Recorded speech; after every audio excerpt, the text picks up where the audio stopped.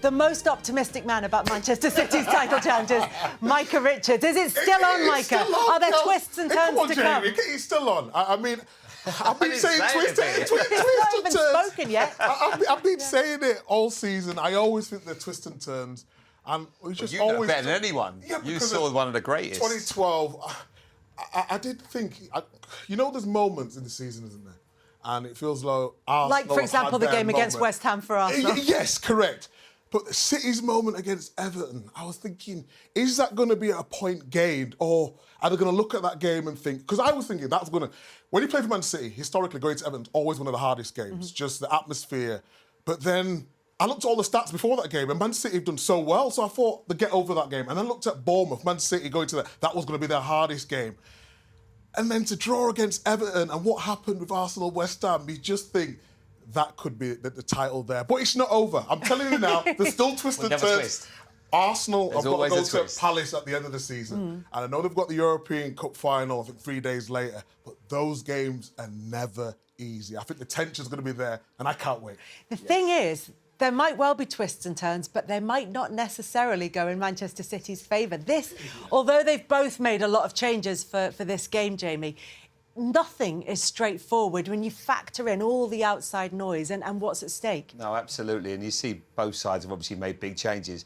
But I've got no doubt Mikel Arteta will be at home tonight, just looking forward to watching this game. And when he got that team news, he'd have been delighted. Because to me, that team that he's picked has got one eye on the FA Cup final the weekend. Now, of course, he'll never say we can't win it because he knows better than anybody. He's seen the twists and the turns. He knows how football can change very quickly. We saw it the weekend with what can happen in a couple of minutes. But I just feel this is Arsenal's year. You know, they're going to be they've got two, Burnley at home, Crystal Palace away is never easy. But I remember being here a few years ago, I think you were here with us, Micah, and Liverpool were playing, Aston Villa were playing against Manchester City. Aston Villa went 2-0 up, and the pressure that came on Gundogan, Kevin De Bruyne's crosses. So anything is still possible. I wouldn't, you wouldn't put your life savings on it, but I am definitely going quite a lot in on Arsenal at the moment. And you know what? Things have gone their way, and but it's been a great season in terms of how, Arsenal have had to fight back. When they lost here, and I remember watching you guys who did the game when they lost against Arsenal, Man City.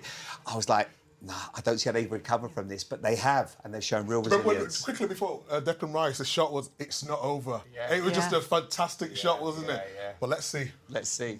Well, as Manchester City enter the final games of this title race this season, it's worth reminding ourselves of the secret weapon, not so secret weapon they have in Pep Guardiola. 6 Premier League titles with Manchester City, 3 Bundesliga titles with Bayern Munich, 3 La Liga titles with Barcelona.